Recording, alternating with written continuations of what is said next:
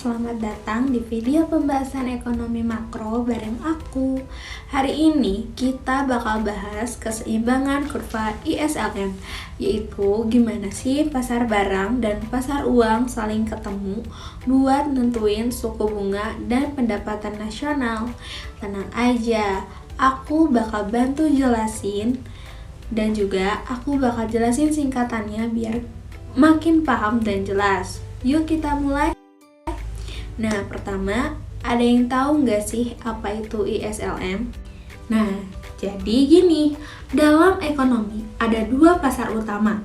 Pertama, pasar barang. Ini tempat di mana orang beli dan jual barang dan jasa juga. Kedua, pasar uang. Ini soal transaksi uang, kayak kita nabung, ambil tunai, atau minjem uang. Nah, dalam model ISLM, kita pakai dua kurva buat menggambarkan dua pasar ini. Nah, yang pertama, kurva IS itu singkatan dari investment saving, ngebahas pasar barang. Kurva LM itu singkatan dari liquidity preference money supply, yang ngebahas pasar uang. Disinilah ekonomi jadi makin menarik dan seru banget, karena dua kurva ini ketemu di satu titik yang disebut titik keseimbangan ekonomi. Nah, selanjutnya kita akan ngebahas dulu kurva IS atau pasar barang. Kurva IS itu nunjukin hubungan antara suku bunga R dan pendapatan nasional Y di pasar barang. Rumus sederhananya, Y sama dengan C ditambah I ditambah G, yang artinya C itu adalah konsumsi atau pengeluaran rumah tangga, I itu adalah investasi atau pengeluaran perusahaan, dan G itu pengeluaran pemerintah. Nah, biar kalian makin paham, logikanya gini, kalau suku bunga naik, investasi bakal turun karena biaya pinjamannya menjadi mahal. Akibatnya, pengeluaran berkurang dan itu membuat pendapatan nasional menjadi turun. Namun sebaliknya, kalau bunga turun, investasi menjadi naik, pengeluaran juga naik, pendapatan juga ikutan naik. Makanya, kurva IS itu menurun dari kiri atas ke kanan bawah. Kita akan bahas kurva LM atau pasar uang. Nah, di kurva LM itu yang diperhatiin adalah permintaan uang atau MD dan penawaran uang MS. Syarat keseimbangan pasar uang adalah M per P sama dengan L dalam kurung R, Y, yang maksudnya M itu adalah jumlah uang beredar, P itu adalah tingkat harga barang, dan L itu fungsi permintaan uang yang tergantung sama suku bunga dan pendapatan. Kalau pendapatan naik, orang lebih banyak transaksi, jadi butuh uang lebih banyak. Tapi kalau bunga naik, orang jadi malas pegang uang dan lebih memilih untuk disimpan di bank. Jadi kurva LM itu naik dari kiri bawah ke kanan atas. Nah, selanjutnya kita akan ngebahas titik keseimbangan IS ketemu LM.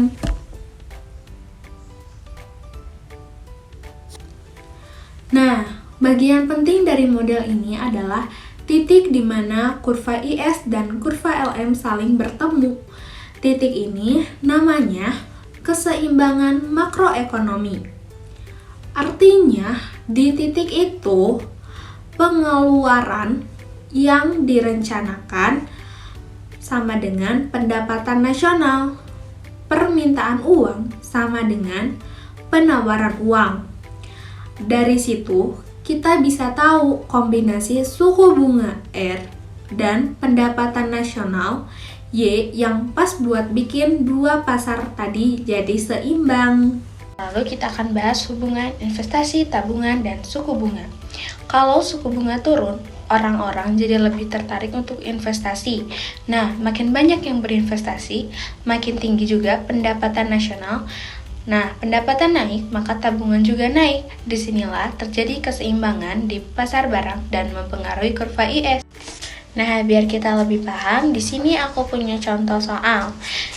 Pertanyaannya, jika fungsi konsumsi C sama dengan 100 ditambah 0,8Y, investasinya 200 dan G-nya itu 300. Nah, hitunglah pendapatan nasional Y saat pasar barang seimbang. Yuk kita jawab bareng-bareng. Nah, untuk menyelesaikan contoh soal tadi, kita menggunakan rumus kurva IS, yaitu Y sama dengan C ditambah I ditambah G.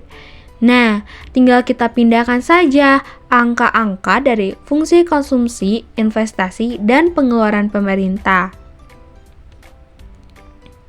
Menjadi Y sama dengan dalam kurung 100 ditambah 0,8Y ditambah 200 ditambah 300.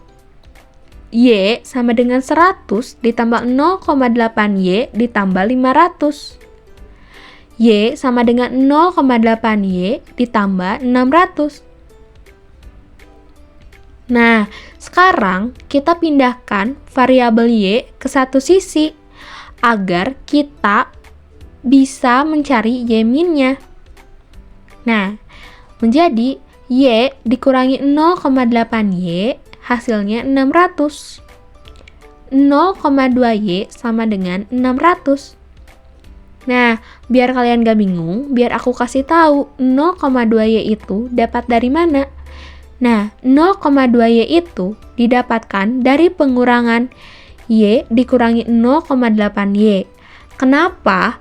Karena kita pindahkan 0,8Y ke kiri supaya Y min-nya bisa kita dapatkan.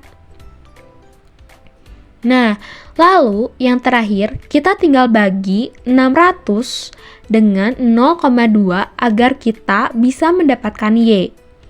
Menjadi Y sama dengan 600 dibagi 0,2 hasilnya 3000. Jadi, pendapatan nasional Y pada saat pasar barang seimbang adalah 3000. Nah, hal ini menunjukkan titik di mana pengeluaran agregat sama dengan output atau pendapatan nasional. Nah, ada yang tahu nggak sih apa yang bisa menggeser kurva ISLM? Yuk kita bahas. Apa yang bisa menggeser IS atau LM? Dalam dunia nyata, ekonomi itu nggak diem di tempat. Banyak hal bisa mengubah posisi kurvanya.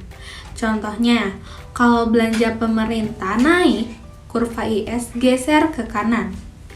Ekonomi tumbuh kalau jumlah uang beredar dinaikkan, sama bank sentral, kurva LM juga geser ke sebelah kanan. Suku bunga turun, investasi naik, jadi perubahan kebijakan pemerintah atau bank sentral bisa langsung kelihatan dari pergeseran kurva IS dan LM ini. Nah, namun model ini juga memiliki kelemahan dan kekurangannya. Menurut Zubair Hasan, ada beberapa kekurangan.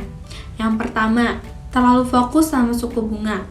Padahal, keputusan investasi juga tergantung sama harapan keuntungan. Kedua, model ini kurang cocok buat jangka panjang karena harga dianggap tetap, padahal harga itu bisa berubah-ubah. Yang ketiga, belum mempertimbangkan perilaku pelaku ekonomi secara realistis, kayak ekspektasi dan ketidakpastian. Jadi, walau model ini populer, kita tetap harus lihat konteks penggunaannya, kebijakan simultan, dan FDI. Di dunia nyata, kebijakan ekonomi sering dilakukan barengan, misalnya, pemerintah naikin belanja, mendorong kurva IS ke kanan, bank sentral nambah uang beredar, kurva LM geser ke kanan. Nah, ini juga mempengaruhi FDI alias Foreign Direct Investment, yaitu investasi dari luar negeri. Investor suka kalau suku bunga stabil dan ekonomi aman. Nah, jadi dapat disimpulkan model ISLM ini membantu kita memahami hubungan antara pasar barang dan pasar uang. Kita bisa lihat bagaimana suku bunga dan pendapatan nasional saling berpengaruh dan gimana kebijakan pemerintah serta bank sentral bisa menggeser keseimbangan itu. Meskipun ada kelemahan, model ini tetap jadi alat penting buat analisis ekonomi jangka pendek. Terima kasih udah nonton, semoga bermanfaat.